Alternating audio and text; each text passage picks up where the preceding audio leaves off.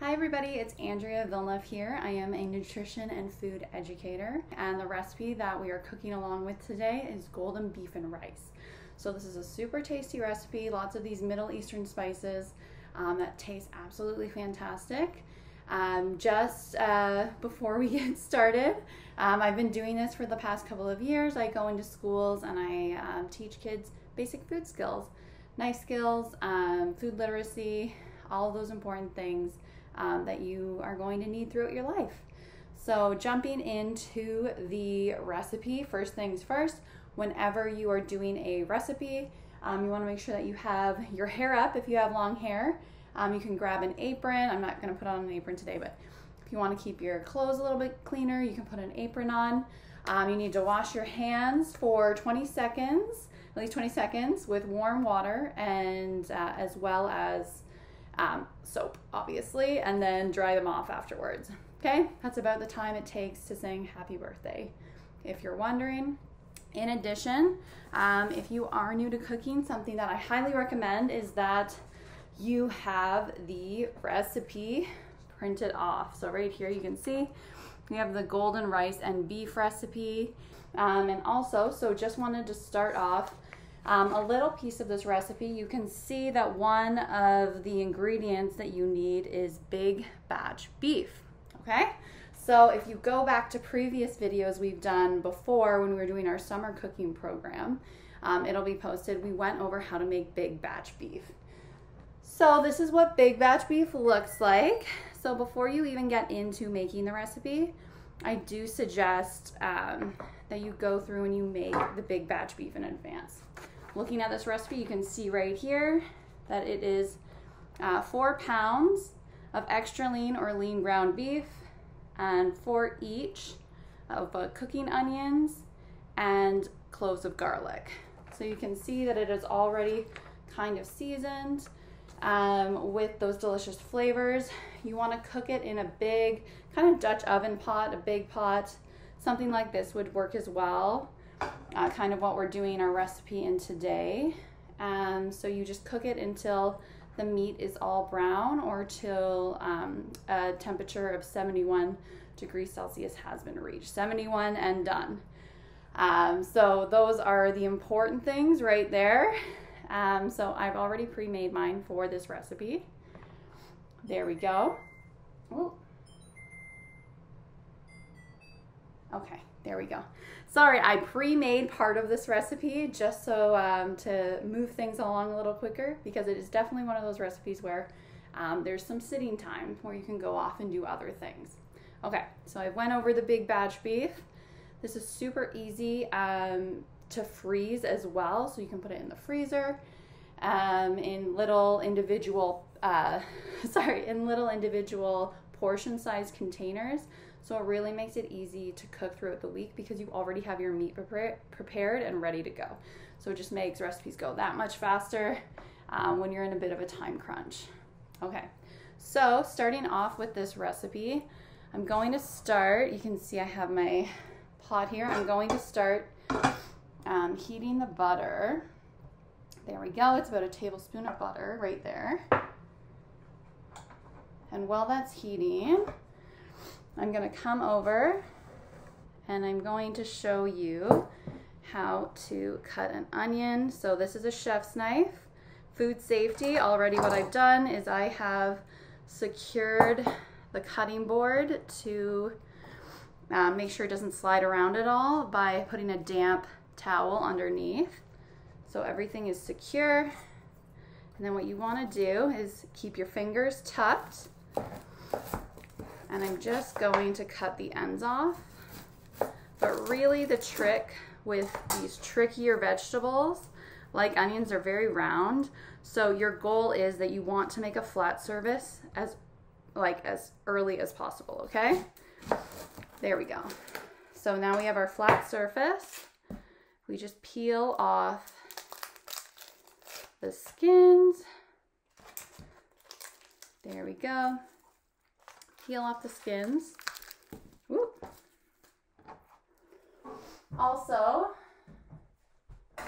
Just another good tip in general is it's always nice to have a bowl that can be used to just keep all your scraps in it. This is a chef tip that's very common, just so to keep your workstation tidy. That also helps with food safety, and it just looks better, reduces the amount of time it takes to clean up at the end of the day as well. Okay, there we go. Butter is slowly heating up. So what I'm doing here is I'm just making sure my fingers are out of the way. And I am cutting the onion into smaller pieces. Remember, always, always, always make the claw so that all of your fingers are tucked back and safe. That way you know, you can see right here, nothing will ever get cut, right? So always have that claw going on whenever you're using a knife to keep your fingers safe, okay? And you can see that creates a nice little dice. And you can see what I'm doing is I'm keeping the tip of the knife on the board and I'm cutting with the heel of the knife, okay? Another good way to do this is if you are beginners, which this is what this is geared at, so it's just a chopping technique. It keeps your fingers completely out of the way, so it's a very safe way to use a knife, okay? So really pay attention to this technique. So really all you want to do, keep your fingers clawed. So this is the first technique. You got a lot of control here. There we go. But if you want to pick it up a little bit, what you can do is put your finger on the edge of this knife and you just drop the heel of the knife down. And this is just rough chopping. You can make things as small as you want using this technique, which is really nice.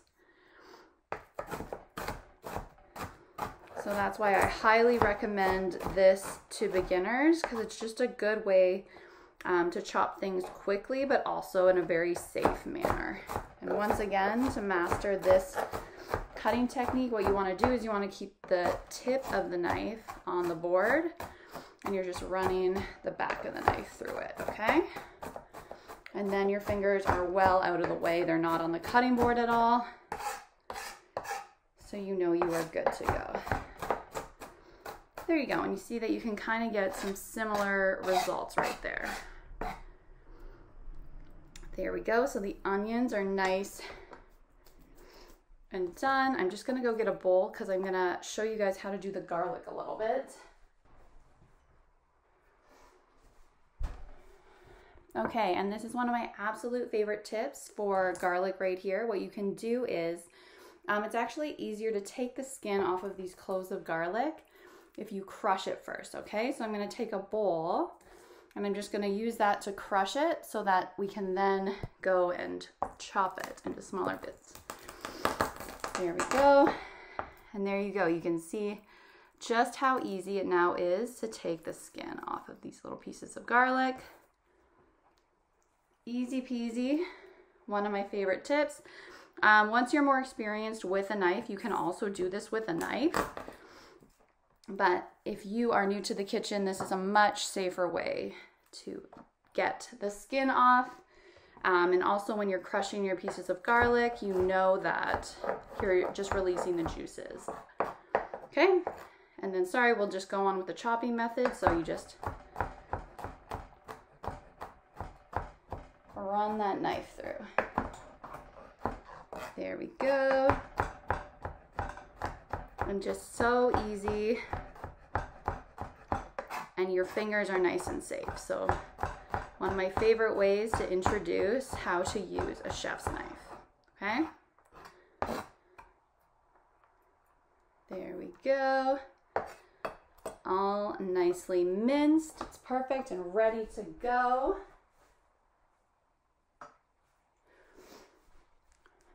Okay, so we have our burner going and we're just melting the butter now. I'll show you guys. Just slowly starting to melt now. So once that's melted, what I'm going to do is I'm going to stir in the onions is the next step. And we're just gonna cook them until they're slightly browned, essentially. So the butter's melting pretty quickly here. We're looking good.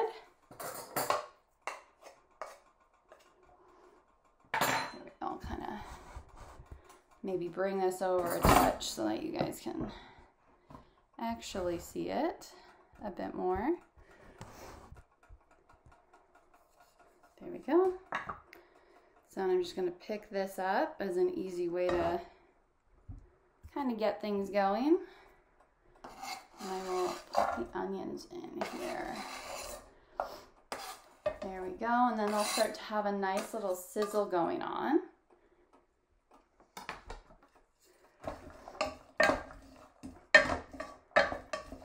Just make sure that all the onions are nicely coated in some butter right here.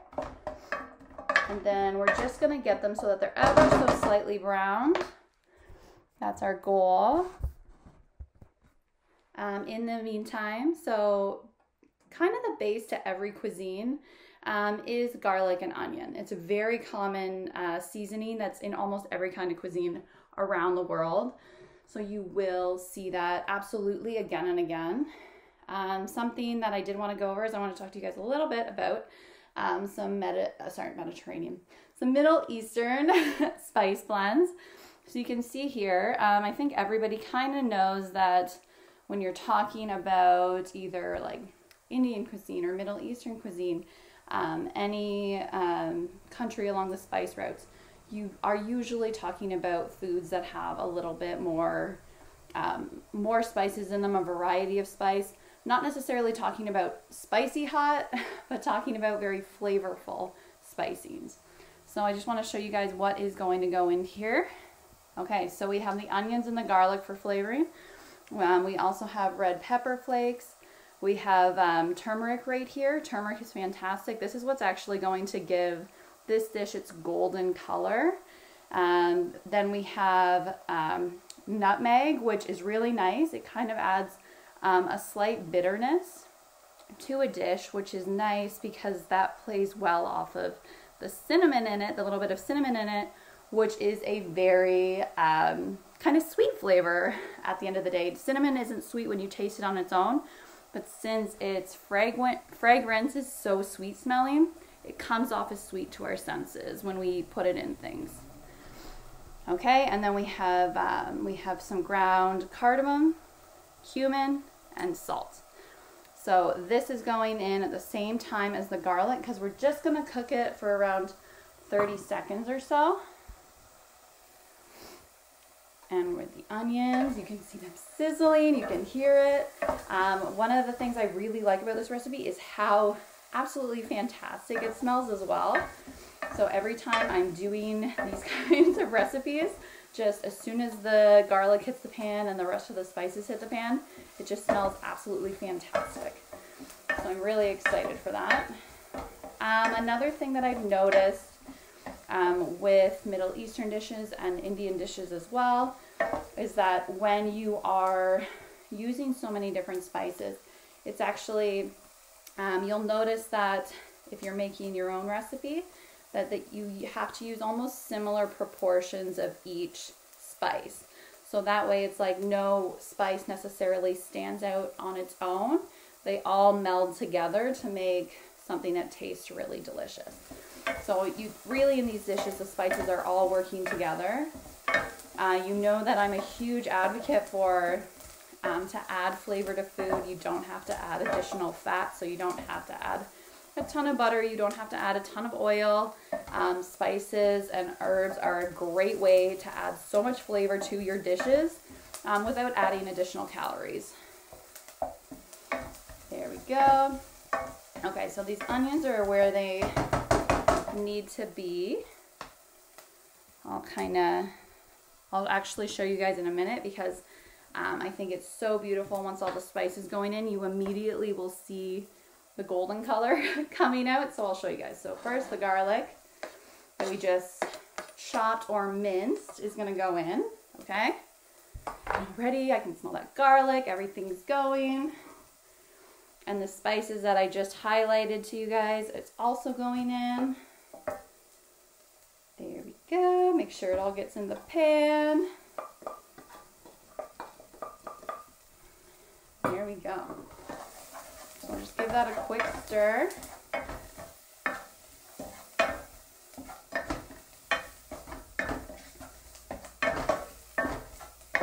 And then I'll let you guys take a look in. You can see that everything's kind of gone a little yellow there, and that's in large part due to the turmeric. And you can see all the spices are kind of cooking, blending together. Fantastic. Woo. But don't breathe it in. If you're leaning over it and you breathe it in, it might make you cough, okay? So be a little cautious there. So, and you just want to kind of have the garlic cook off a little, as well as these dried spices. So it's only 30 seconds, quickly cooking them. And next, what I'm going to do is I'm going to stir in the rice. I have jasmine rice right here. I'm going to pour that in. That was 1 cup of jasmine rice. And we have 2 cups right here of our big batch beef that's been pre-prepared. And that is so yummy. That's going in too. And I'm just going to stir this up. So I'm just kind of cooking away. I'll lift it up to show you guys before we put the broth in. But you can also see something that I do want to put emphasis on is, so this is a great recipe for flavoring rice as well. It has so many, rice is just so good because it absorbs all of the different flavors. So this recipe is a great example of using the other ingredients within the recipe to flavor the rice. Rice doesn't have to just be a base. It's really delicious if you incorporate it into the dish and allow it to soak up all of those flavors through the cooking process. So here, I'll just lift it up for you guys to take a look. And also, something that's great about this recipe is that you can see that there's carbs, there's veggies, there's meat. So there you go, right? And the rice will get fluffier, so there will be more rice. But right now you can see how meaty it looks, how delicious it looks. So what I'm gonna do now is I'm going to take 2 cups of the beef broth here, and I'm gonna pour it in. There we go.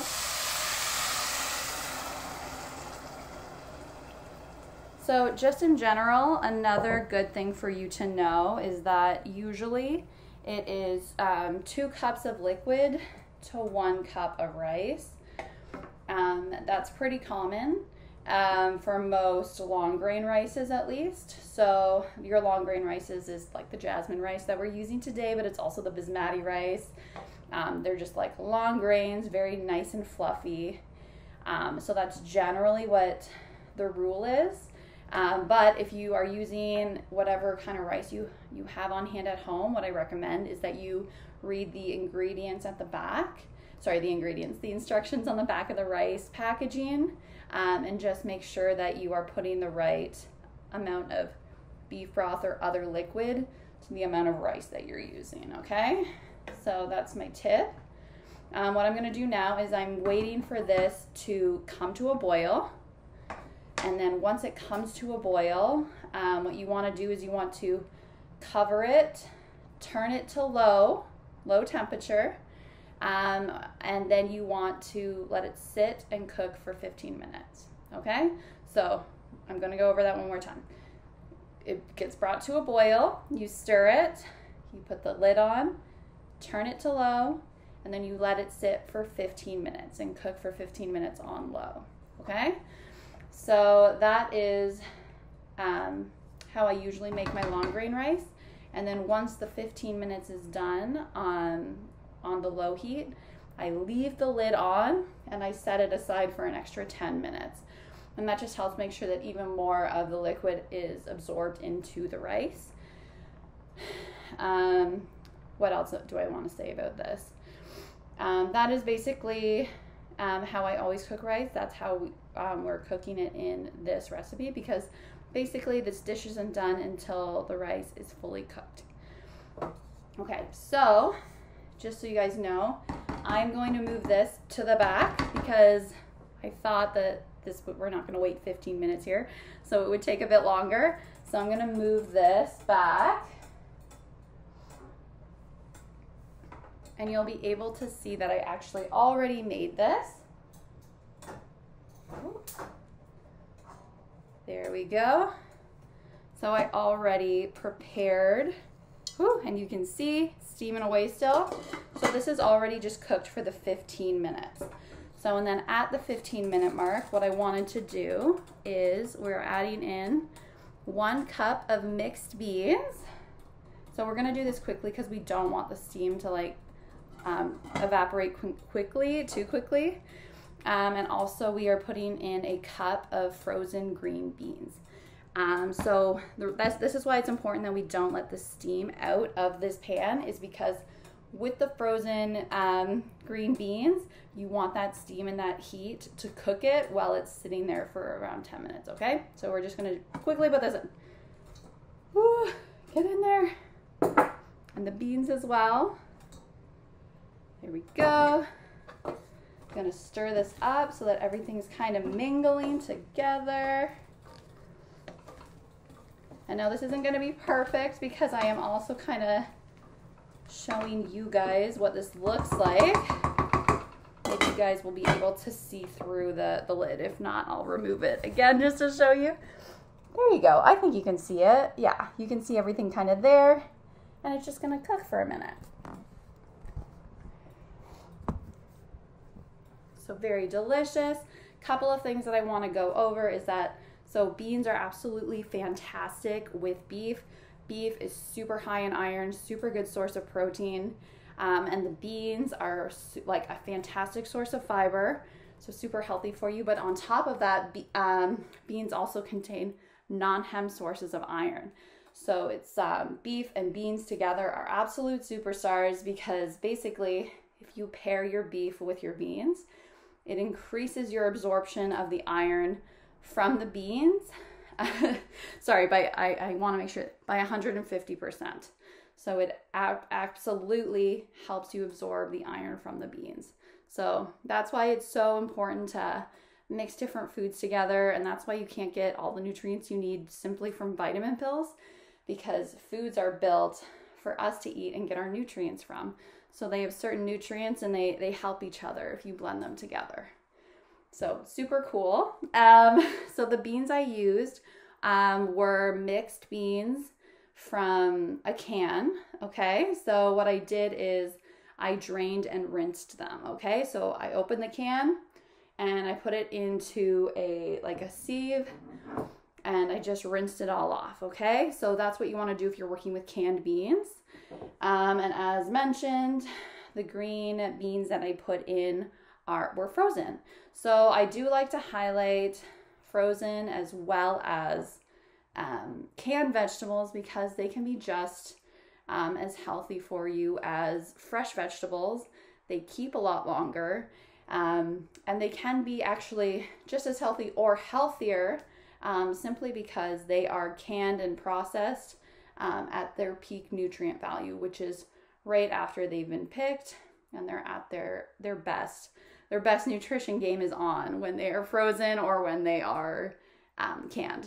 So the only stipulation that I do like to say is that try and get canned veggies or canned beans, those kind of things, with no salt added and packed in water is best, because some are packed in oil and some have a lot of sodium in them. So just make sure that you are getting things that are packed in water, no sodium added. Okay, so this is just cooking away, and while this is cooking away, I do want to add in, I'll actually put this back here again. There we go. We'll bring it back later when we're gonna do our little taste test. In the meantime, I just want to show you guys. So what I really love about this recipe is that it's a little bit of savory and it's a little bit of sweet. So it's one of my favorite combinations. So we actually top this recipe with honeyed carrots. You don't have to top it with honeyed carrots, but it's a nice little touch. So I'm gonna just turn this burner on here. And once again, I'm going to just melt the butter. There we go. So that will be kind of just cooking down for a minute.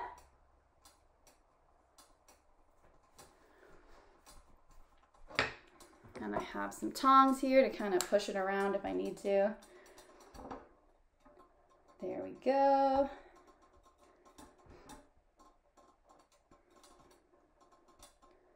So as I was saying, so these delicious, so it's kind of like a mix of sweet and savory. So I just wanted to go a little bit over the sweet, salty, sour, bitter, and umami. So those are the different taste really. So for this, I would say that we are definitely covering off the salty, which would be your savory flavor. And then we are doing the bitter, sweet, and umami. So the only thing we're not really doing is the sour, which would be, when you hear chefs talking about acidity, that would be sort of the sour flavor coming into play. So umami is actually, it's basically that meaty flavor.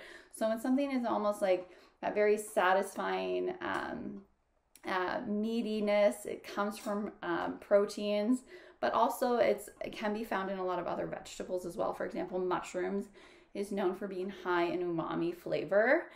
So it's really interesting. That's like a newer taste that they've discovered.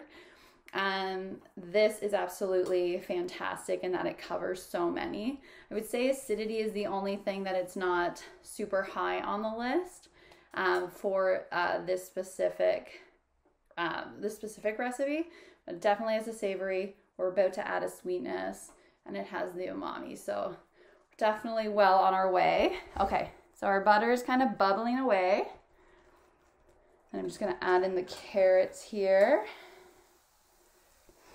So I bought the carrots like this, but you can also, they have little nice little tools where you can like julienne them. It's just like a slicer, and it makes it easier. There's a mandolin, a tool that you can use to make them as well. In chef school, they make us use a knife to kind of julienne things. That's part of knife skills. It would take a while, so I recommend either purchasing them this way, or if not purchasing them this way, then you can even just shred them using a cheese grater would work, just to simplify things. Okay, so I'm just gonna kind of stir these around in the butter, and you'll see that some liquid is released just because carrots are very like any vegetable, is a large part water. So you will see that is why veggies cook down so much, is because they are very full of water. Okay, so they're kind of absorbing the butter and cooking up, so I'm gonna add the honey in.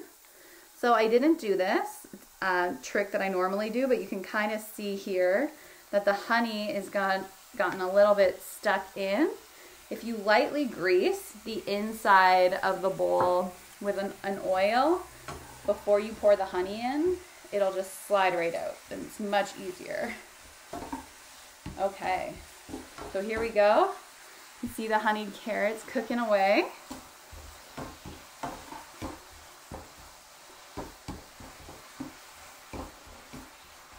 Okay, there we go. And it's just that simple. We just want them slightly soft in there. Okay, so now I'm just gonna make a little bowl for myself of our delicious meal. Okay, so over here we've given our golden beef and rice lots of time to kind of basically cook those green beans for us.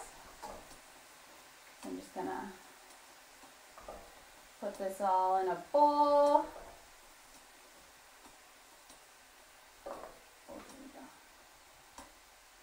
There we go, so you can see it, nice, beautiful. I'm gonna use the tongs to put a few.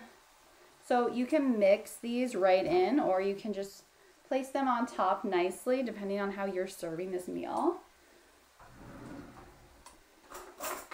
And then I'm going to give it a try. It looks so good. Get a little bit of everything in there, including a bean. Yum.